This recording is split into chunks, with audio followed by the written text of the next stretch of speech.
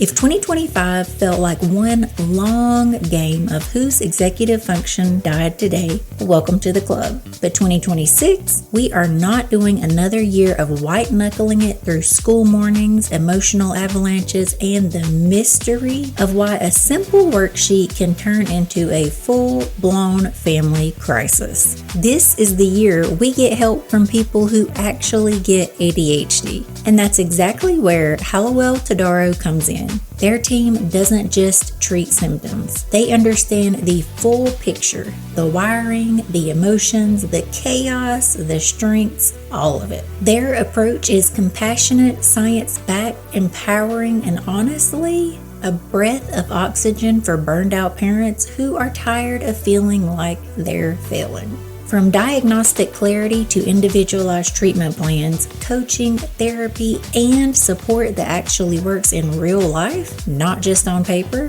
Hallowell Todaro gives families the tools to regulate, connect, and finally feel hope again. So here's to new year, less chaos, and partnering with experts who make ADHD feel less like a daily disaster and more like a journey we can navigate with confidence.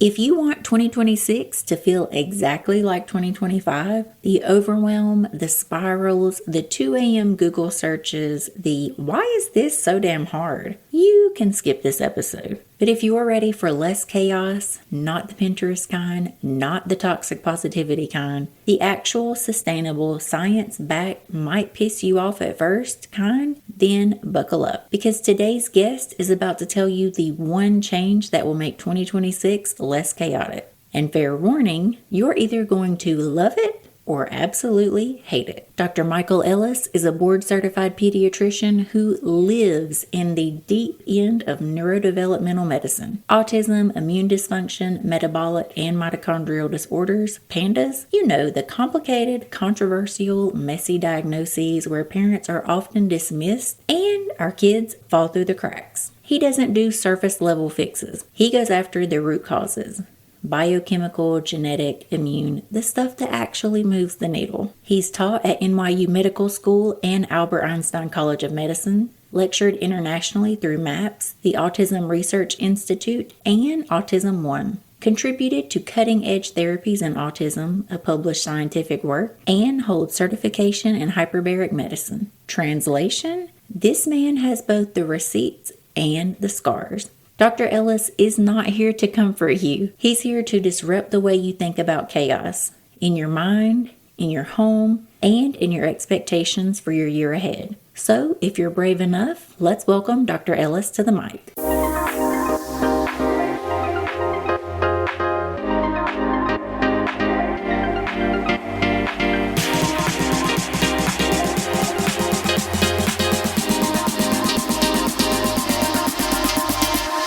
Dr. Elice, welcome to Chaos and Caffeine. Well, thank you very much for having me. So our listeners cannot see us, but we are joking around.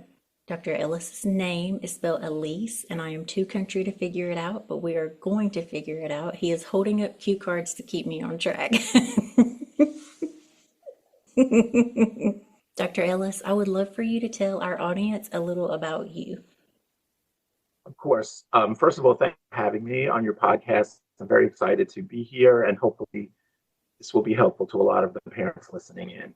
I am a board-certified pediatrician. I was trained very traditionally as an allopathic physician, which is the usual way that we are trained in medicine. I went into private practice in 1979, which is even hard for me to believe. And after about 20 or 25 years of being in the general practice, I started to know there was something going on with the kids that I was seeing. And it was just a general practice. There was no specialty. There was nothing about autism or developmental issues. But I noticed that kids were starting to act kind of strange.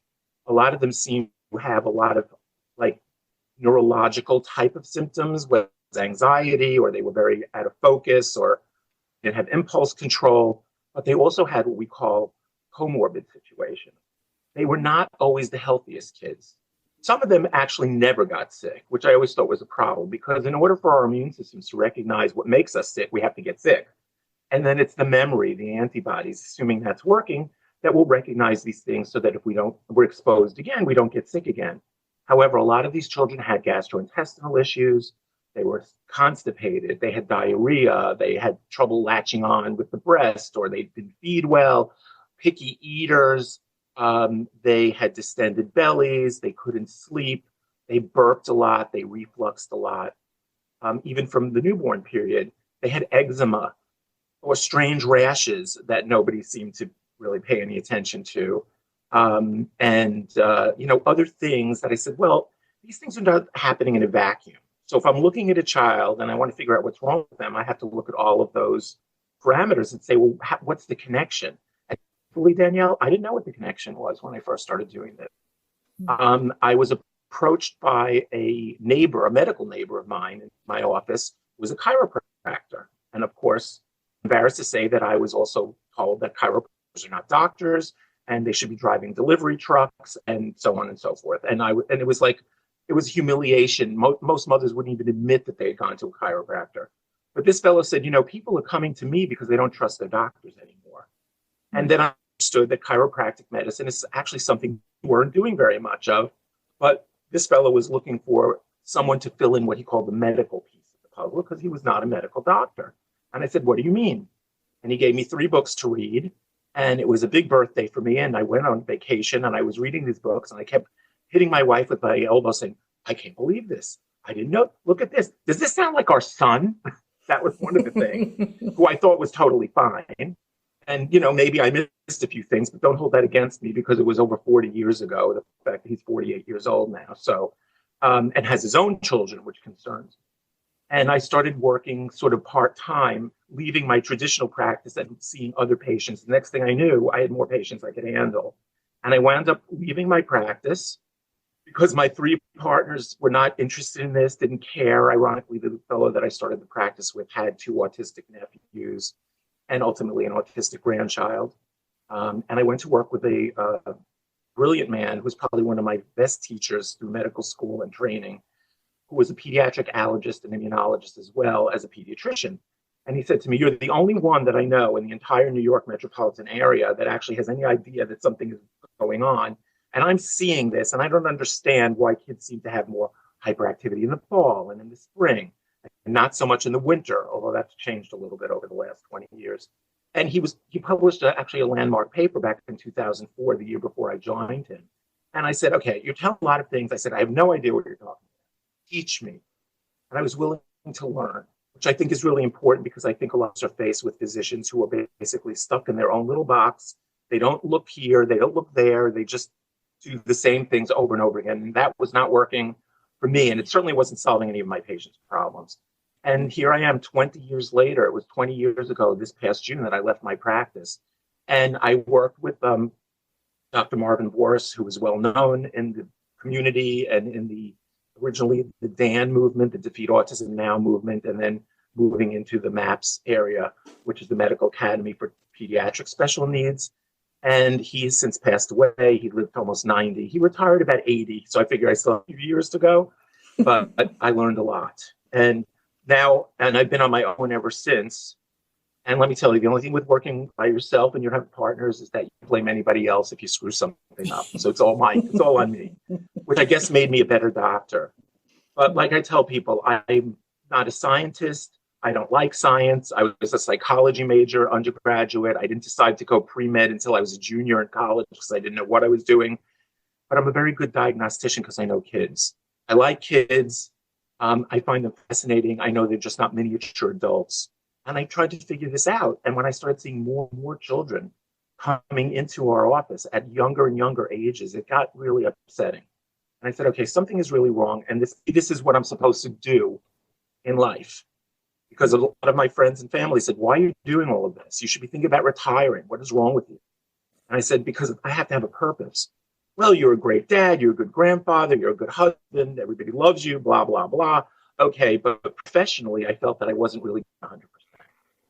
And here I am doing the work, trying to play detective, speaking to parents who sit and cry because the children are damaged. Something's happened to them. Nobody believes them, except that you have to be a good listener. So I said, we're going to play detective. Give me the clues. Let's figure it out. Let me do tests to see what I can do to or disprove whatever might be wrong. And then let's try to remediate the problem and repair the damage that might be done. But first, we accept that we're actually damaging these children. And that's the part that, unfortunately, in society at large, anybody who says that or puts that forward is automatically completely slammed the internet. And, if you say 3 things about somebody on social media, everybody believes it, even though people are not smart enough to check their facts. And nobody checks their facts because you can say whatever you want. Well, we know anybody who's listening to me right now says, what is he talking about? We don't know who this guy is. But you know what? There's the reality of you either know what you're doing, you can put your head down on a pillow at night and go to sleep, or you can sit there and go, okay, what am I doing wrong here? Or what can I do?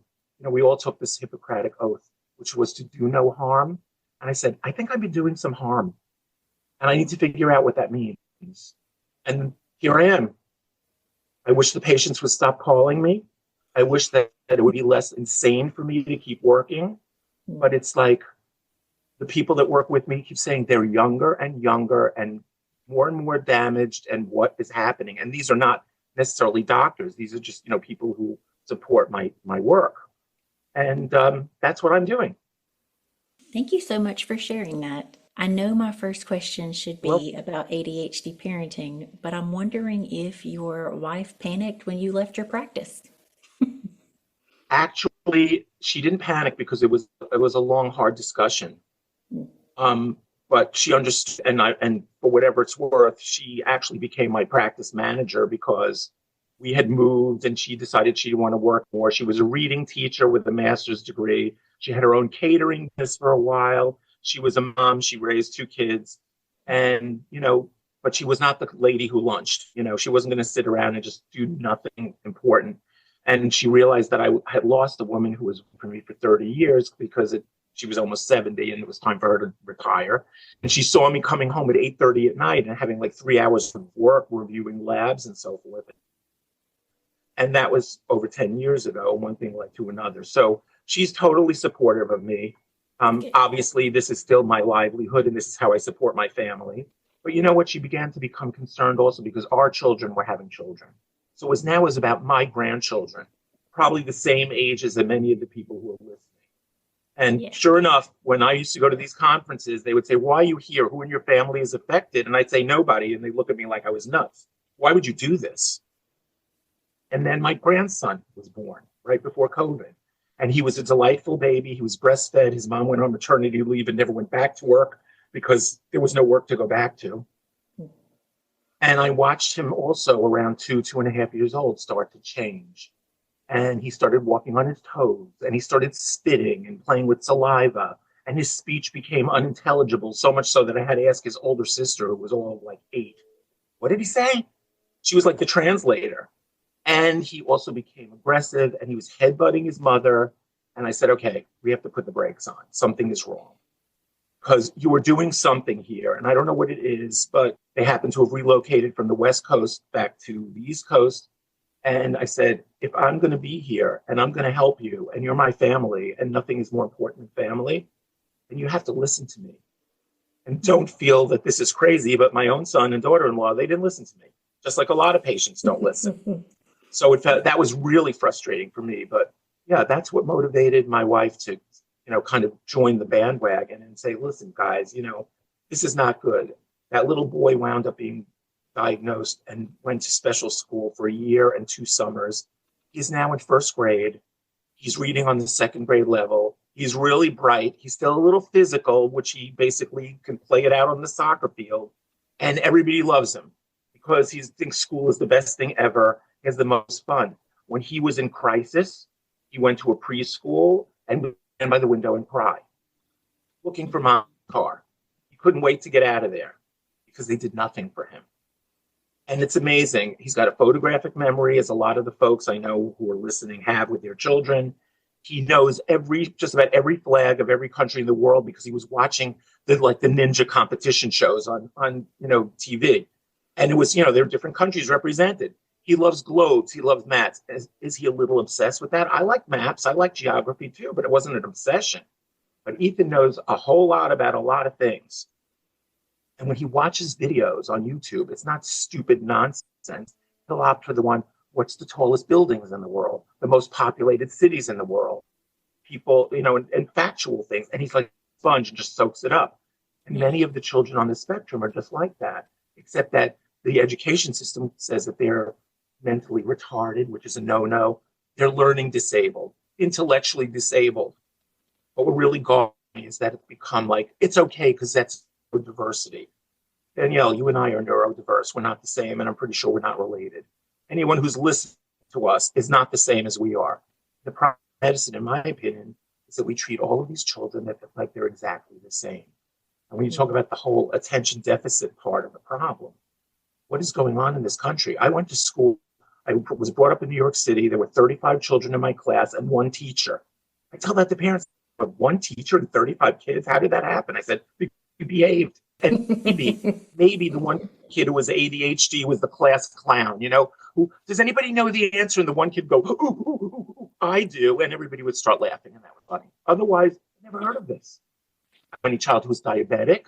My friends were all relatively normal. They all had different parents. They all had different family histories. Some were better than others, but we weren't sickly. We developed, everything was normal. We went through all the typical developmental times that we're supposed to as children, as adolescents, as young adults. And, here I am so many years later, and I'm still friends with some of these people, but we all agree that something is very wrong. Yeah. Can we dive into what that is? Because when I was in school, there was one boy who had ADHD. Now, no kidding, 7 out of the 10 boys in my son's second grade class had ADHD. What happened? What happened in that 30-year gap? Well, the first thing I can do is support what you said, because I have a lot of moms who are teachers. And the first question I'll ask is, what grades did they teach? Some of them as young as kindergarten, even preschool, some middle school and high school. How long have you been teaching? I'll ask them. 15, 20 years. I said, so what do you think of the kids? And I'll never forget this. One mother said to me, when I first started working, the little kids would come in and they're so cute. They're like 4 or 5 years old. And we used to see which 1 or 2 are going to be the difficult ones, the troublemakers. She said, now we look to see which 1 or 2 are going to be the ones that are normal. The new normal is that they're all nuts. They're all hyper. They can't sit still. They can't focus. They don't follow instructions. And basically, the time stamp, from what I've understood from the conferences I've attended and from some of the people that have taught me, that about 30 to 40 years ago, we started doing certain things that started in pregnancy. And we thought that if we gave moms a lot of folic acid, which is just a B vitamin, seriously, most people don't even know what folic acid is. It doesn't, it prevented a neural tube defect called spina bifida, a structural abnormality in the spine. That's not good. So at the same time that we saw spina bifida incidence going down by administering folic acid and prenatal vitamins, we saw the incidence of autism spectrum disorders, so-called, start to increase. That's what hooked me. The first conference I went to 22 years ago in Philadelphia, I'll never forget that. I said, I didn't know that. And, I was the guy who was, getting those babies as soon as they were born. And I was the one who questioned, though, why are we giving a hepatitis B vaccine on day 1? How is this baby going to get hepatitis B? The answer I got at the time from the drug rep was, it's cheaper now if you do it now than if you wait until later. I said, I don't care what it costs. Why are we doing this? And I didn't even know what was actually in the vaccines at that time. Having a son who used to get really sick every time I had a DPT. But, in those days, we used something called common sense. If things don't seem right, you need to change it. So in the last 40 years, we've changed things on the premise that we're making certain bad things not happen, but we ignored what else was happening. And, the numbers are thrown around. But when I first got into this about 20 years ago, it was 1 in 10,000 kids were called autistic. And now it could be 10. So nothing in nature that exponentially can increase much because we're doing a better job at diagnosing. And frankly, I ask every parent, what's it like when you go to a pediatrician, and they just shake their head because it's 3 to 5 minutes. They hardly see the doctor. The kid gets measured, and then they just jab them with their vaccines, and they check the boxes, and then they leave. No discussion. Are you having problems? Do you know what's happening next? What's the developmental issues? Is this behavior acceptable or not? Because the pediatricians can't do that because thanks to managed care, they have to see 60-something patients a day. I can't work like that. And as you can tell, I can't shut up. So I can't see 60 patients in a day because I wouldn't go through the day. But you know what? We're coming to you for advice. My mother adored my pediatrician. pediatrician. He was the go-to guy. I wanted to be the go-to guy. You can't be that person if you don't know what you're talking about. Yeah. So we started to see in research, scientific research, I hate to use the term real science because that seems to be a cliche now, but people who actually did homework, who did studies and looked at children who were okay and children who weren't okay and said, what's the difference that they have in common? And then let's see if we kind of mix them up. Do we get the same, results, so-called these randomized double-blind studies? That's not really being done very much anymore. We're picking and choosing the kids in study who are going to give us the results that we want. And I just don't think that that's good medicine. I think it's a shame because that's what the world is selling mothers. So we have all these kids having all of these problems. Some of them were fine. I also found it very strange that some of them were developmentally fine on time. And then sometime in the second year of life, 15 months, 18 months, or a little later, there's a regression. The child stopped doing things we're doing. The child stopped looking. The child stopped cooing. The child stopped babbling. The child talked anymore and had words. The child started to do strange things like running around the table in circles or doing these things that is called stimming. These are motor tics. I don't know who invented the word stimming. I'm not sure that's even a doctor word, but that's the word that people are familiar with. But we know what it means. That's part of being hyperactive and having no impulse control. When you tell your child you want to do something and they don't want to do it and they go, I hate you, mommy, I wish you would die, or they throw the toy at you because you told them, give me the toy, you're not playing anymore, or God forbid, give me the iPad or the phone or the device and you're not using it anymore, throw it. And they have what we now call meltdowns or tantrums. There's a reason for this. This is not anxiety, because anxiety is a word that's now being applied to children. What does a little kid have to be anxious about? Only one thing: they didn't get what they wanted. But you know what? As parents, we have to teach them what's appropriate, and we all do that differently. If we gave into every whim, every child, we would have the whole society of children who are just running amok, doing whatever they want to do, which now seems to be what's happening because the incidence of the kids on drugs for attention deficit disorders is upwards in the 20 million plus range in this country alone. And I'll tell you, I'm not proud of it, but I got patients in about 35 different countries around the world. And it means it can't just be genetic because we're not all the same as the people from Nigeria. I'm just guessing on that one. So when you start those dots together, it's like putting pieces of a puzzle together and saying, how come these pieces don't fit? So we play detective, and then is the history. Is your kid, ADHD is also becoming like a garbage pail term. Let's throw all those kids in that box. Let's put them all on drugs. The CDC says it's fine to put them on stimulant medications when they're like 2. I mean, this is unheard of. And why do we have to do that? Why are we not looking, again, not to be cliche, the root cause? I say we're looking at the whats. How about why do we look for the whys? Why is this happening?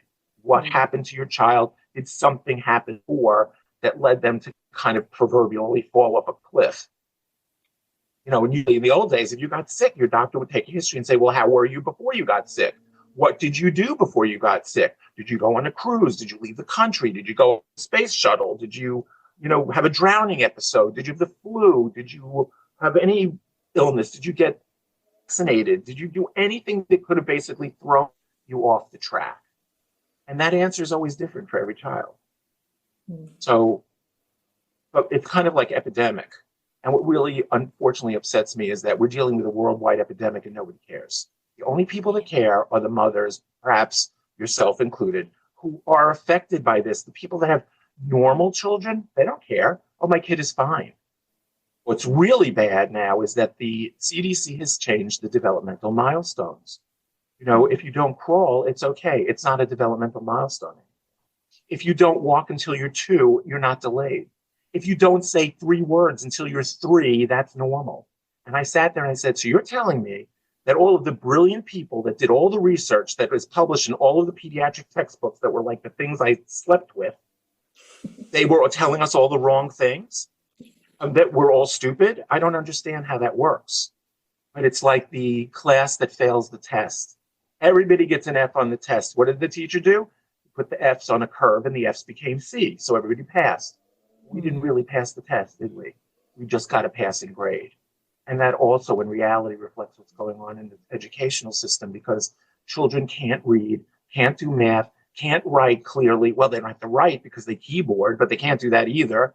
They have no thoughts in their head. They can't answer a question, but we're going to promote them to the next grade level anyway. What happens to those poor children when they get to middle school or high school? They have no idea what's going on. Their self-esteem is destroyed. They get bullied because they seem stupid. The parents get frustrated because they don't know what to do. And the teacher said, well, I'm sorry, I'm too busy. I can't figure this out. And then they get special ed diagnoses and they get services. To me, a lot of the services are like Band-Aids. The question we need to ask, Danielle, is if you cut your finger and you're bleeding, you put a Band-Aid on. Take the Band-Aid off tomorrow, you're still bleeding. Okay, maybe I took it off too soon. Okay, but after 2 or 3 days of taking Band-Aids off and still bleeding, when are you going to ask the questions like, why am I not clotting? Why keep bleeding? These children are figuratively hemorrhaging, and we're just throwing Band-Aids at them. And I don't like that. It doesn't make me feel good as a physician. If you've ever watched your kiddo struggle to figure out why other kids won't share their Legos, or why sarcasm flies over their little head like a rogue Nerf dart, this next resource is going to make your jaw drop. Meet Michelle Garcia Winner. She's not just a speech and language pathologist, with a master's degree. She's the CEO and founder of the Social Thinking Methodology, and a total game changer in how kids, and let's be real, parents too, learn the unspoken rules of social life. Michelle specializes in social cognition, basically the brain's people skills, and she's built tools, strategy, and resources that help our ADHD kiddos crack the code on friendships, conversations, and self-regulation without making them feel broken or less than. If your child struggles with reading the room, making friends, or handling the roller coaster of social life, Michelle's work is a lifeline. You can learn more at socialthinking.com, or you can click the link in the podcast description, because thriving socially isn't about faking normal. It's about understanding it. There's so much in there that I... Well, where should we start? I know. What I think I would really like to dive into is when you're working with patients and you're diving into the why. Do you find that it is a pretty uniform answer, or is it individual across the board? Uniform in the sense that everybody is the same exact issue, but we try to break it down into the things that can throw any human or actually any mammal on the planet off the track. Genetics, family history. Well, everybody in my family walks with a limp and has blue eye and one brown eye and can't spell. Okay, that's obviously not ever true. But there may be genetic predispositions to having certain illnesses, autoimmune diseases, and so forth. What we really have to focus on are the epigenetics, the things, epigenetic meaning the things that are sort of around or over our genetics. You know, we were taught that DNA is set in stone and nothing changes, but we know that that's not true. So we have to look at the environment. The first environment that a baby is exposed to is the amniotic sac, the uterus. We thought this was a nice, sterile, safe place, and everything was going on is protected because we have this thing called the placenta that filters out all the bad stuff. But we know that's not really true because the placenta actually can be a concentrator, and a little bit of something that may be affected by mommy will make a big deal to little fetus baby who's, you know, a tiny little speck of a thing, and is working on a combination of DNA that's randomly selected from the male sperm and the male's egg. So, and this is usually when the mothers get upset because they think like, oh no, you're telling me it's my fault. I said, no, you can't be blamed for something that you didn't do on purpose. So we have to ask about mom. How did you get pregnant? You know, nowadays it's almost an exception to get pregnant the old-fashioned way. You know, back in my day, you know, you looked at somebody, they got pregnant. It was that easy. Now you can like stand on your head and do cartwheels and you still don't get pregnant. You're getting hormones and all of those things. We have mothers who want antidepressants or thyroid medicines or other things. Like, how does that play into the environment that this little fetus is actually exposed to?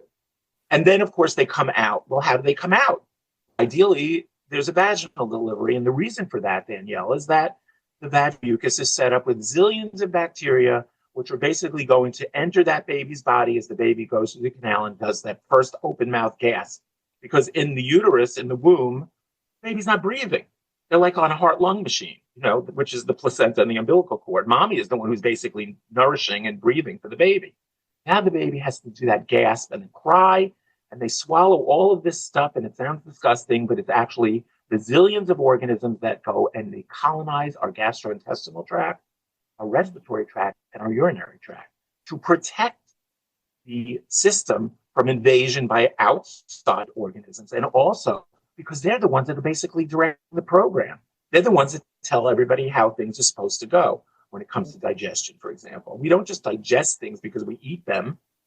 There's a whole bunch of things going on before we take a piece of food and actually break it down and absorb it. And somebody's saying, yeah, we'll take that. We need that. Let's put that into, send it in the bloodstream so the body can use it. And the other stuff, no, it's going out the door and we just put it out. So there's an issue with that, which leads us to the second thing. Food is full. Food is not love. Mother, she rest in peace, passed away last May at 95. She was still packing up shopping bags filled with Chips Ahoy, Ritz crackers, cereals, and all this stuff. And then finally, my son said to his children, my grandchildren said, we're eating that stuff. And my granddaughter said, but Daddy, why not? They're heart healthy. I said, oh my God, this kid is 6 years old and she's basically throwing up what she heard on TV or somebody else said. What does that even mean, heart healthy? But that's what we're all victims of that. Yeah. So the food supply is now referred to in the world as the SAD diet. The standard American diet is SAD. Okay? Because everything we're feeding kids are not foods, and we're not programmed to eat or digest those things. And God help me, pizza, pasta, bagels, cookies, crackers, cereals loaded with sugar, even rice and corn and all these things never, ever, ever were introduced to our gut, so-called microbiome, to digest these things. And in fact, if you go on a trip, besides the fact that your clock changes because you've changed time zones, you're also eating food in another country, let's say. And sometimes that doesn't work out very well. The old thing was, oh, you went to Mexico, watch out, you'll get Montezuma's revenge, which was cliche for you're going to have diarrhea. Because not that there was anything wrong with the food, but our systems were not used to recognizing the organisms that were in that environment. This high cesarean section rate in the whole world, those babies, like I like to say, coming out the side door, not the front door, and they're never exposed to all of those protected bacteria. They're just exposed to skin germs, usually staph. And we know in the general population, on the order of about 60+% children delivered by C-section will have gut issues, digestive problems. In my world, it's more like 90 to 95%. Oh, well, children who are autistic are constipated. Okay, and you have brown hair. I mean, what does that mean? Why are they constipated? Don't just tell me it's a matter of fact. Should we just accept that? And constipation basically means you're not passing stool. And what is stool? It's toxic waste. You want to keep waste in your body for 2 or 3 days at a time, or even longer? How many of these children don't poop normally? And mommy doesn't know what's normal because pediatrician is not helping her, and she has to go to the internet to figure out what's okay. And so what if the kid looks like he's 4 months pregnant 5 out of 7 days a week because he's so distended? So what if he passes gas and you can clear a room? So what if he's even toilet trained? You have to light a match and open the window because the smell is so horrible. He's not making the smell. The bacteria in his gut are making the smell. So it's really important to look at that. Then we have the possibility of what we call occult infections. Not occult like witchcraft, but infections that basically will be overgrowth of normal bacteria. And this is where doctors like me and the typical pediatric gastroenterologist kind of split roads. We go in opposite directions. Many of the organisms that we have in our gut are overgrown. I like to say they're good guys, but they're behaving badly. They're beating each other up. There's no balance. There's this word homeostasis that applies to everything being in balance. But if your gut function is out of balance, and the bacteria that are supposed to be there that actually regulate how your cells work, how you use folic acid, how you make dopamine, serotonin, and epinephrine, which is like adrenaline, mostly made in the intestinal tract, somewhat in the brain, some from the adrenals, but a lot of it comes from our gut. When people say our gut is our first brain, it probably is. The control tower from the neck up doesn't know what's going on unless it's getting signals from the gut. Signals from the gut are not right, then the brain doesn't know what's going on. And then it sets off kind of firestorm of abnormal neurological reactions, because the brain is just a bunch of wires, all mostly made of fat. You know, in our country, you say the word fat, everybody thinks about being fat. I'm talking about belly fat. We're talking about the fat, along with carbohydrates and proteins and vitamins and minerals that we're supposed to feed our children so they can be healthy. And we're not doing that because we're giving them foods that have none of those things. Mm. Unless you believe what you see as a TV commercial. You know, milk is the source of vitamin C and calcium, which isn't true. You know, and people don't know that because they don't know what to believe. And then there's the issue of toxicity. What if the body burden in any individual child is so much that toxins, which are all over the planet, and I believe that my generation, maybe a little before me, we started poisoning the planet. We invented plastic. We started with microwaves. We started processing foods. We started taking food and wrapping it up on styrofoam plates and basically saran wrap. This is all contaminating the food. My mother was no great cook, but she used to go to the supermarket every couple of days to buy fresh food. And if she went to the store and she got meat, it was wrapped up in brown paper. And if there was bread, it was a rye bread that was fresh, that was sliced and put in a paper bag.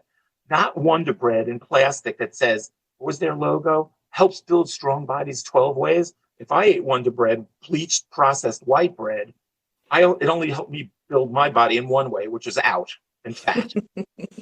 I was a fat little kid. And my mother said, you better watch out because you're going to be diabetic. I said, I don't understand, because ironically, my mother's brother, my uncle, was diabetic and he wasn't fat. But back in those days, it was like, oh my God, diabetes was almost a death sentence. Now we have an epidemic of children with metabolic syndromes, obesity, diabetes, and brain and neurological dysfunction. And it can all be based on an individual child's ability to handle all of the things that I just mentioned. So when I look at the child, that's how I break it down. What does your child eat? How do they poop? There's a thing called a Bristol chart, which shows pictures of stool. I actually printed it up in my new patient packet. I did it in black and white because when it was brown, people got grossed out. They said, no, I don't want to look at pictures of poop. Well, when you wipe your kid's butt when they poop in their diaper, is it sticky? Is it slimy? Do you like hold your nose like you're going to pass out because the smell is so bad? Do they have a red butt? Do they have rashes, pimples all over their skin? Does it smell bad? Does the urine smell weird? By the way, are they toilet trained? Well, you know, he can't toilet train. Well, he's already like 7. When are you going to figure out that that's a problem? You know, well, he's a bedwetter. Well, you know, so what? So was I a bedwetter, you know, and after all, I figure my kids will outgrow it. Okay, but that doesn't play. Because if you understand the mechanism for learning how to hold your urine has to do with what your brain is telling your bladder to do, it changes the whole dynamic of the conversation. So when I said we're like playing detective, that's what we need to look at. It's very important for folks to understand. They need to ask the questions and they need to be prepared to do the hard work.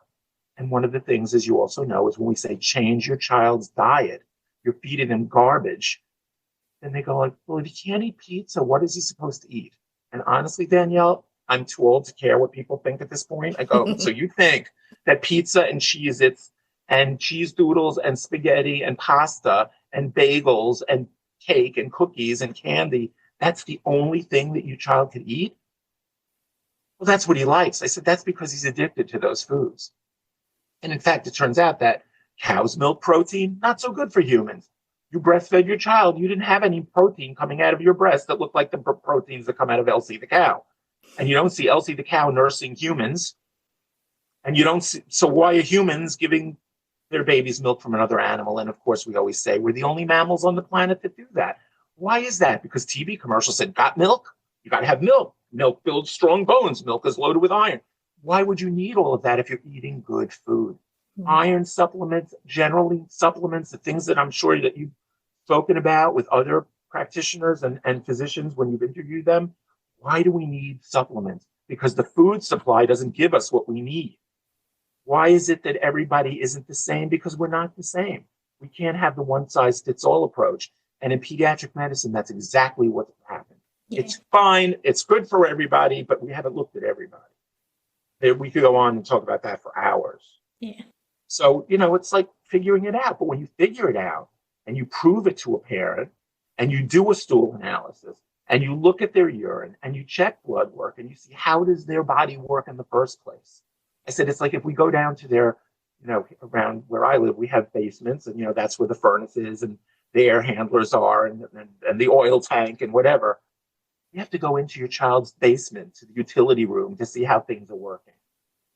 And if they're not working well, it's just like, it's very cold here in the Northeast all of a sudden. So you want to, raising the heat, raising the thermostat, except the heat doesn't come on. What do? You call up the serviceman and say, I don't understand, because I have a full tank of oil. I just paid $1,000 for an oil delivery. Why am I not? The pilot's working. I can push the reset button. I know how to do that. And they come and they say, you know what happened? Your fuel supply has been compromised because when you took your outdoor furniture and put it in your basement to store it for the winter, you accidentally put a very heavy lounge chair on top of this little tiny copper tube that feeds the oil to the furnace. The fuel isn't getting to the furnace. In our bodies, our food is not getting to the mitochondria, our little cell generators. They don't work if there's no fuel. Mm. And the way they work in a lot of these kids is like, if you have a generator and it's running out of fuel, the lights are a little dim, the refrigerator is a little warm, the air conditioning isn't really working that well, the Wi-Fi, forget about it, is blimping on and off, and everybody's hysterical because the TVs don't work. It's kind of like what's happening in these kids' brains.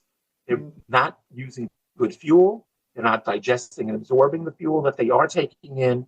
Their little mitochondria ready to say, well, I can't do my work right now, so I'm just going to take a vacation. I'm not going to do it. And they get sick. I know that was a very long-winded explanation, but I hope it makes sense. Yeah, I love it. I know that you said that we should not feed our kids the standard American diet. Full transparency, I have bribed my kid to try new foods, and once he tries them, they're delicious, and we move on from there. But say the picky eaters. I mean, what are we to do if they don't want to try new foods? Or, my kid's 10, I'm trying to explain to him, our brain needs fuel. We need to eat protein and veggies and fruits. But for the little ones who don't understand, what are we to do? Well, the first thing is to realize that the reason that they're picky could be because they've never been actually exposed to food that's actually food, because everybody's in a hurry. A lot of moms are working. We start them on infant formulas from the very beginning, which are over 50% high fructose corn syrup. And then we go, oh, good little baby Johnny, he's so cute, he's so fat, he's gaining weight. He must be healthy. We made him fat, but we didn't make him healthy. We don't digest corn syrup. It's pure sugar. It's used for nothing. It's not the kind of sugars that we need. And then when we start them on solids, every year it happens, feed your baby rice cereal because rice is very bad and rice can be contaminated with arsenic because where it comes from. And yet every year, what do we do as pediatricians? We start them on rice cereal, followed by apple juice. Why do we start on apple juice and applesauce? Why don't we start them on vegetables first? Because they won't like it. I said, if you gave me sweet things to start with, why would I want to try anything else? And then that's all they want. And unfortunately, the therapists are part of the problem because they reward the children for behaviors with food, which I think is criminal. Nobody should be giving your kid anything food-wise. It's not appropriate. But, that's just my opinion. Yeah. And then the picky eaters also are picky because everything they're eating is almost like an addiction. It's setting up a downfall in the intestinal tract where all the bacteria that love the carbohydrates are thriving and the other ones are not. And they're getting beat up. I always tell people, if your child ate nothing and you stop going down that packaged garbage food aisle at the supermarket or Trader Joe's or any of these places, your child may not eat for a few days. I said, but in all honesty, I don't know how many patients I have. Nobody's died of starvation yet. What you need to do is set an example. You can't expect them to sit with and eat a meal if you don't sit with them, or if that you're eating Oreos and drinking Diet Coke and you expect them to have steak and green vegetables. But if you're eating steak and green vegetables, if you put a colorful plate out there, if you give them a balance of things and trying different things and you cut it up into little pieces, they will be hungry and they will eat it. And every single mother says, I should have listened to you. My kid is eating steak and broccoli now. And they can't even believe it.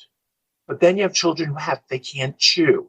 They need feeding therapy, which I never heard of in my life until I started doing this, because obviously I had no trouble eating.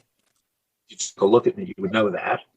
But the point is, what do they need to learn how to eat? It's natural for mammalian babies to suck. You stick anything near their mouths when they're newborns. It could be your nose, it could be your finger, it could be your breast or nipple. They suck on it. Why do some of these kids not suck well? Well, some of them have lip ties and tongue ties that are not diagnosed. Or the pediatrician said, oh, it's no big deal. It is a big deal because it's actually telling you that something didn't form right in utero, because that's how that happens. What if they are just picky because they don't want to eat certain things? Because some of the things that they are eating are actually triggering receptors in their brains, like the opiate receptors, the same things that make people addicted to drugs are being triggered by cow's milk, for example, and gluten. Oh, well, they don't have celiac disease, so they can have gluten. Our body's not programmed to digest gluten. You know, however you believe we got on this planet, whatever, God did not put corn and grains on the planet. Man created that. So I talk about the paleo diet, you know, the caveman diet. What do they have? They had animals they could kill. They could take their hides for warmth. They could stab a fish in the water because they could actually see them. You can't even see anything in the waters now because they're so polluted. And basically whatever was growing in the ground, they ate it. How do we figure out what digitalis was? It's a plant. Well, I guess in the old days, they figured enough people, they were the medicine men, the doctors at the time were taking plants and they were making these poultices and drinks out. And they go, well, this must be pretty good because those guys all died. They all dropped dead. But this guy did okay because he was drinking this green. And it sounds kind of, the green juices. But even those things are also diluted with a lot of things. No child has ever starved to death. A lot of them who are overweight will lose weight and then start to grow at the normal rate. And their stools, lo and behold, they don't have to stimulate them with suppositories. They don't have to give them Miralax, which is toxic. They basically start pooping on their own, and they notice, his behavior is so much better because before he has a bowel movement, he's like a wild man, and then he poops, and he seems like so chill and calm. And I asked the parent, well, what do you think of that? But please don't tell me that's the only thing that your child can eat. Mm-hmm. I also tell them, the kid did not get in the car and drive to the supermarket. You did. You're the one that's bringing that in the house. You're an enabler. You're no different than a drug pusher, and you've got a drug addict living in your house. And then what we also do that's wrong, you reward them with snacks. Mm-hmm. Little kids don't need snacks. They need to eat more frequently. So eating a snack has now become an excuse for not feeding them a smaller meal. And kids can eat 4 or 5 times a day. A lot of them are grazers, which isn't ideal, but it's what they choose to put in their mouths. But 10-year-olds, 15-year-olds, 20-year-olds, what is it going to have for a snack? Who needs a snack? You need food. Well, what if he doesn't want to drink? He has to drink milk. No, he doesn't. Well, what about that? Just drink water. You hope that your water is at least clean enough. It's just a matter of bad habits. We're all in bad habits. So if you were an alcoholic and you hadn't had a drink for 10 years, on the wagon, so-called, it's your 30th birthday. Well, we're going to celebrate Danielle's birthday. We're going to have a party. Well, Danielle, you've been so good. You haven't had a drink in 10 years. Here's a martini. What do you think is going to happen to Danielle when she has that first sip of alcohol? She's going to go right into the stratosphere or get sick to the stomach or get weird or whatever. We reward these kids with the very foods that they shouldn't be eating because their behavior is good. The reason their behavior is good is because they stopped eating that stuff.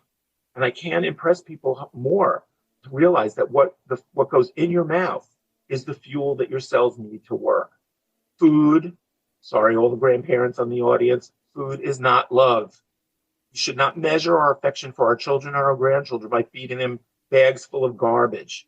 Yeah. I become a holiday Scrooge because of that. Halloween, I can't stand it. I'm tired of parents saying my kid is sitting in the car seat if they went trick-or-treating. They ate some candy corn and they're literally turning into a monster in the rearview mirror. They're acting berserk. They're trying to jump out of the window. What do you need? And then, of course, all the family holidays coming up. Everybody gets together and has a great time. And, of course, the adults are not paying any attention to the kids. We're just happy that they're around having a good time. And what they're doing is they're going to have a smorgasbord of every piece of garbage that's out on the table for the adults to eat. Kids do that. They literally will take the food off of people's plates. They will drink out of other people's glasses. The classic is, oh, look, Johnny's a little bit out of it because he drank somebody else's eggnog. And it goes right through the whole year to Christmas and Easter and Passover and July 4th and Memorial Day because it's all about eating. Because that's our society. We're all based on food and eating. Yeah. And it shouldn't be that important. I love food, but it's enough. Car's not going to run well if you put the wrong fuel in. Car's not going to run well if you push the wrong button on the gas pump because you're on your cell phone and not paying attention. Mm-hmm. Or if you put diesel fuel in your car, it'll run for a little bit and then the engine's just going to go. Pfft. I said, well, that's what you're doing. You're giving your kid diesel fuel, except their engine is a gasoline engine. So how are they going to run diesel? Mm-hmm. So, I can't drive that point home more because it's so important. And don't feel guilty about it. If you want to feel guilty because you've been doing the wrong thing. It's time to make a change. 50% of your child's symptoms might actually improve when you clean up their diet. Think of the paleo diet. Think of the caveman diet. Don't think about the fact that everybody in the whole world hates me because I tell them no rice, no cheese, no pasta. So I covered like 3 nationality in the whole world. What are we supposed to eat? No, all we eat is rice. Okay, well, you can change that. What is it? Somebody just asked me yesterday, what am I supposed to give them for a starch? Well, you could do some potatoes, but, I had kids who were eating French fries for a snack every day after school. I like French fries, but I don't eat them every day. Somebody should be saying as a parent, like, this is not a good thing. It doesn't make sense. Why are they eating all of this and none of that? Well, how are they going to learn to eat that? So the people that get stuck with the picky eating children, don't fret. Don't be afraid. They won't starve. You need to change the diet. It's at least 50% of the problem for all of these kids. Without any drugs, without anything. And we know when they eat too much sugar, what happens? To circle back to the original question, they become very hyperactive. I've seen it in my own kitchen. My grandson who I was talking about, he comes in, what are we having for dessert? I said, we're not having dessert. He said, why not? I said, because we don't eat dessert. Why not? I said, because Mimi and Poppy are too fat. We don't eat dessert. No, I'm hungry. I want something. It's a true story. So I opened up the refrigerator. I said, look, what do you see? Well, what's that? I said, oh, those are hard-boiled eggs. Okay, I'll have one of those. This is a kid who doesn't eat it, right? I'll only eat the white part because I don't like the yellow part. This is a child, by the way, who wasn't speaking. So I said, okay, try it. So he nibbles like a gopher, at the white. Next thing you know, the whole thing is gone. He said, Poppy, I ate the whole egg. I said, what'd you think? He said, not bad. Think about that when you don't think your child is ever going to eat that thing. They might actually like it. And teach them what food is supposed to taste like. You don't have to drown it in seasoning, ketchup, mustard, or other condiments, which only alter the taste of the food. Nobody knows what real good food tastes like. I never ate a vegetable until I got married because my vegetable exposure came from a can with a green giant on it. No wonder I hated vegetables. But when you eat a string bean, it's actually a fresh string bean. It doesn't taste like green giant vegetables. I don't know how to drive the point home any stronger than that. Yeah. I think that's a problem across the board. I actually listened to a podcast the other day with Dr. Musalem. She's a Mayo Clinic doctor. And she said when her patients come to see her, the first thing she do is has them clean up their diet. And initially, they think that these, whole berries are not that great. But after a while of detoxing in a few days, they're like, man, they're delicious. I never knew. I think that is not just a kiddo problem. It's probably all of us. Well, look at all the people your age, and I'm looking at all of my friends. I'm like the healthiest one of all of them. Mm-hmm. Believe me, I'm not the best example of anything, but we actually have friends who don't think that diverticulitis is inflammatory bowel disease, that having eczema, skin rashes is not a problem. It's just dry skin. Most of these kids with dry skin all have fungal overgrowth. They look like they stuck their hands in a pot of boiling water. Who gets a rash from their wrists down to their fingertips, but no place else? That's not eczema, but that's what the dermatologists tell you. And then you keep coming back for creams and lotions and so forth. And guess what? They don't help. So you have to ask the question, what about the kids who have these ingrown toenails that look kind of funny and they're breaking? Oh, I went to the podiatrist and they're cutting the toes and they're cutting the skin. And next thing you know, they're pulling toenails out. And I take one look at them. I said, you need an antifungal. This is not an infection with a bacterial thing. This is yeast. Sure enough, it goes away. And then the mother says, it's really interesting. The skin's better and he's sleeping better. He's not waking up in the middle of the night cackling like a lunatic or running around at 3 a.m. like it's 12 p.m, or always coming into mommy and daddy's bed, which unless you want that is kind of annoying, because we like to sleep, or they don't sleep. And their stools are splatty, disgusting messes, and they won't toilet train. Just connect the dots. But, you have to take enough of a breath to step back and try it. Fruits are great, but let's also give the counterpoint to that. go shopping and you brought home a bunch of bananas last night and this morning they're all gone. I like bananas, but I don't eat 5 of them. Now your son is eating 5 bananas, can eat a whole bucket of strawberries or blueberries. Oh, but they're fruits, but they're lots and lots of sugar. Or some of them, like bananas, release histamine. And then the kid is hyper and itchy and scratchy and nobody knows why. So too much of a good thing can be a bad thing too. Yeah. Which also sounds cliche, but I think it's important. Everything has to be controlled. Set an example. If you eat crap, your kid is going to follow in your footsteps. If they allow these children to have garbage, because, oh, what are we going to do if there's a birthday party? That's my favorite thing. I said, we don't have birthday parties every single day. Yeah. My kid was little, you know what they wanted to do at a birthday party? Play with their friends. And by the time the birthday cake came out, or my wife would bake individual cupcakes, or one of the things they did as an activity was decorating their cupcakes, they didn't even care about eating them. Now you go to a birthday party and it's a smorgasbord of Skittles, gummy bears, Cheez-Its, goldfish crackers, and all these things. And it's like, get rid of that stuff. Yeah.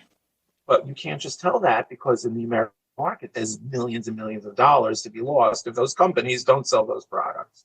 And they push them as being healthy. Heart healthy Cheerios? What does that even mean? Yeah. Why is milk in your cereal turning blue, pink, and orange and green? Because Lucky Charms or Fruit Loops or all those things. I mean, those things started to happen when I was a little kid. I said, this looks gross. I don't want to eat this. We had cornflakes, we had Rice Krispies, and we had Cheerios. There was no Frosted Flakes. That was the only sugar-coated cereal. Find a cereal now that's not sugar-coated. Yeah. It's hard. It's not easy being a mom or dad if you're the ones that are shopping for food. And then somebody else said to me, why does it cost so much money to eat healthy? I said, you know what? If good food was cheap, I wouldn't have a job and you and I wouldn't be talking right now. Yeah. That's not the way the world goes. We're driven by money. And everybody has to make money at the expense of all of us. We're all being polluted by what we've chosen to do to the environment. Our food is polluted because it grows in the ground that's loaded with toxins and pesticides. Our own government says, oh, it's great, buy Roundup, it's terrific stuff, and buy stock in, Bayer, who owns Monsanto, who sold this product. Like, bend over and pick out the weed. What are you spraying this crap all over the place for? And then your kids are going to run and playing on your lawn because it was 2 days ago that they sprayed the lawn with pesticides. So it's hard because this is what we did. We don't want holes in our fruit or our tomatoes. We want lush green lawns. We don't want bugs in our house. And we just do a lot of things to keep that from happening. And it's all getting into our bodies. Yeah. We either smell it, we inhale it, we touch it, we drink it, or we eat it. Dr. Elice, I would selfishly take up all of your time, but I'm sure you want to go enjoy your day off. I want you to let our listeners know how they can connect with you further if you're interested in that.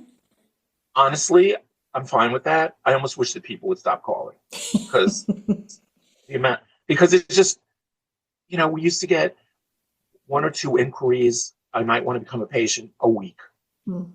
It's on the average of 5+ a day now. Yeah. And parents who've just been running around all over the place trying to get answers. I have a practice. Obviously you can put up my name on the screen. However they pronounce it, doesn't matter.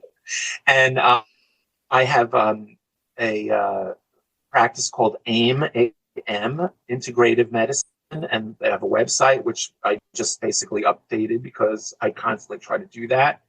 I do a lot of remote work because I decided to relocate from my home and office in New York, and now I'm living in Connecticut, but I see patients in person, which I still prefer, but I can also do Zoom or virtual visits, but I also always want to see the child. I will have parents help me examine the child while, they're in their home and I'm in my home office, let's say. It takes time, but I'll give people that time. And then I decide, what we need to do, and we meet again and go over, let's see, what did the lab test show us? And I beg people, please don't go calling Dr. Google. Don't go on WebMD and Wikipedia. Don't go down those rabbit holes because there are traps everywhere. If I don't know something, I will say I don't know and I will look it up. And as you know from people you've interviewed, there's a lot of really smart people in this country, in this world, who know what the real deal is. But there are not enough doctors like me teaching new doctors what to do. And the pediatricians, as far as I know, they're basically, fighting a battle with one hand tied behind their back because they need to make a living. They need to survive. And the only reason they get compensated for their time is doing what they're told to do, which is not always the right thing. Yeah. And it's sad.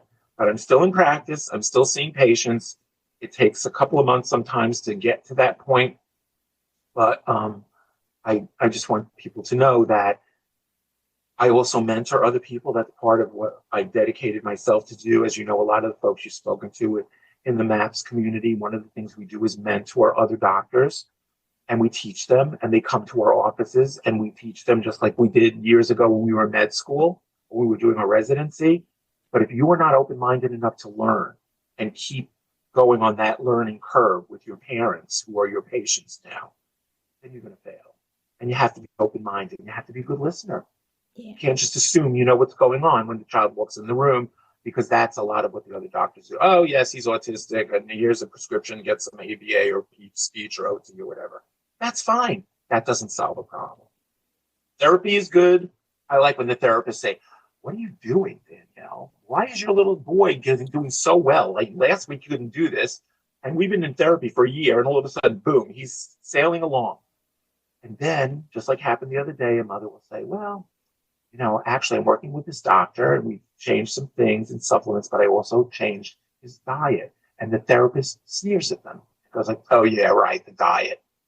Where do these people come off saying these things? And it just undermines what the mother knows. And I will tell you one thing, giving all of you ladies credit.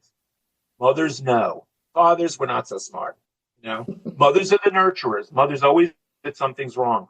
The first question I always ask a new patient is, when did you first know something wasn't right about your child?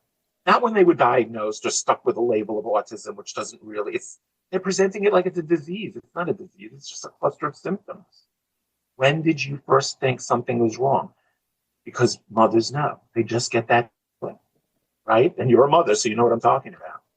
Yeah. Me, I'm supposed to know, but sometimes with my own kids, I saw things happening. I'm like, okay, well, whatever. I'm tired. I'm going to sleep. So no matter who people choose to go to, I do recommend going onto the MAPS website, which I think is medmaps.org. There are doctors all over the country in different states that have achieved the fellowship and have tested and proven that they know what's going on, and they've attended a certain amount of conferences. They've been mentored by other fellows like me. And basically there's a standard of performance that's expected. And you can find people perhaps not in your neighborhood, but at least in your state within driving distance, or somebody you might want to reach out to. And I think that we're all different people, but we all can provide similar guidance, and we all know what's going on, because people that are teaching us, that are doing the real hard work, the research, to investigate what's going on, are the people that I've learned from. And it's a real eye-opening experience when you can realize that you just don't know everything, that you can keep learning. And that's a purpose. I think that's an admirable goal for all of us. I don't want to see children being sick and weird. I want them to be healthy and productive. And clearly we're not going down that road very nicely at all. And that's kind of a sad way to end the conversation, but I think that the listeners understand what I'm talking about. So it doesn't have to be me. It could be anyone, as long as they know what they're doing. Got you. Dr. Elice, I generally ask our guests to leave some last minute wisdom before we part ways. And even though I'm almost positive I know what yours would be for our ADHD parent listeners, I would still like to give you the opportunity to say it. I think that if your child is either labeled as ADHD, or you know that there's something wrong with their behavior where they are so-called hyper, anxious, impulsive, obsessive compulsive, then ask the why questions. You know what he's doing or she's doing. The question is, why is he doing it? Figure out, if I do this, he gets better. If I do something else, he gets worse. If I stand him on his head, he sleeps better than if he lays flat down because he's coughing and choking. Whatever it may be, try to connect those dots. And also understand that the first thing that any doctor is going to tell you is, let's put him on medication. So what you have to do is when you're given the opportunity of putting your child on drugs and the doctor will say they're perfectly safe, what you should do is say, how do these drugs work? What's the mechanism of action? What are the side effects? How am I going to get my kid to swallow this thing? What should I look out for? Or, doctor, is there another way that we can solve this problem before we start putting my 6-month-old or 2-year-old or 5-year-old on medications that clearly, when you look them up, the mechanism of action is not clearly understood? Would you want to do that to your child? Sometimes you have no choice because the kid's so out of control and he's getting thrown out of school or whatever. I have no problem with kids coming to me who are already on medicines, failed courses of treatment, but that at least gives me a chance to do what I can do, and then we can take them off the drugs. I don't like putting kids on meds. I like to take them off. And there's just so much stress for children to grow up in this world that why make it harder for them? And try to look at all of the clues and see what sets your kid off. And that will be helpful. And have a physician who's going to listen to you so you can have a conversation about it. Because I don't think there's too many things in this world that are more important than the health and welfare of your own child. And they're our future. And that's my parting message for your audience. That was not what I thought you was going to say, but that was absolutely perfect. Dr. What'd you Ellis, think thank I you was so gonna much say? for your time today. You're welcome. I thought you were going to say to buy more fruits and veggies. Well, we talked about the food enough. But listen, they'll buy more fruits and veggies, but then the kid will be eating 28 bananas a day, and they'll say, like, okay, what did I do wrong now? It doesn't make sense. That's why I wanted to throw in. Too much of a good thing is not a good thing. But, like I said, I could talk for hours about this stuff. But I figured this will give people who really are lost and don't know what to do some kind of direction of what to think about. That's all. They're not supposed to solve the problems. That's what we're supposed to be doing for them. But you've been down the road. You know exactly what happens with a lot of these situations. So I hope that your son is good. I hope that your son thrives. I hope that he becomes the normal, brilliant person that he's supposed to be in the first place. And just remember one thing. And this, I don't know you at all, but I look at this, what we do is like the 3 R's. In the old days, we said it was like, reading, writing, and arithmetic. Obviously, 2 of them don't even start with R, but that's like, what do you do in school? Reading, writing, arithmetic. In our world, in the biomedical world, the 3 R's are recognize the problem, then remediate the problem, and then the third part, which is the hardest, repair the damage that was done. No kid's brain is set in stone. There are parts of our brains that don't even mature until we're 30. We have plenty of time. Yeah. And a lot of people think like, oh my God, if I don't do this by the time my kid is 5, the window's closed. No, the window's open. The door's open, but you just don't go through it. That's because you ask people and they don't always tell you the truth. Call me crazy. That's it. Wonderful. Thank you so This has been wonderful. Thank you so much for it today. You're welcome. And I hope it's valuable for everyone who's listening. So, yeah, that was a lot.